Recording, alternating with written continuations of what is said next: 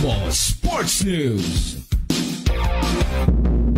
Mga kabombo, ang Department of Education dyan sa Western Visayas ay all set na para sa palarong pambansa 2025.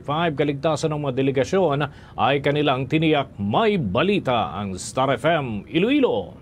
All set na ang Department of Education Region 6 para sa paparating na Palarong Pambansa 2025 kung saan mag-host ang Ilocos Norte na magsisimula sa May 24 hanggang June 2. Sa panayam ng Star FM Iloilo kay Mr. Hernani Esculiar Jr., spokesperson ng Department of Education Region 6, sinabi nito na sinisigurado nila na ligtas at nasa mabuting kondisyon ang bawat atleta. Aniya, upang matiyak na handa ang atleta ng region ay meron silang inihanda ng mga tune-up games upang patuloy ang pag-iinsayo ng mga ito. Napagalaman na mayroong 999 delegates ang nasabing region kung saan 608 dito ay ang mga atleta, 152 ang coach at 245 naman mula sa iba pang mga committee.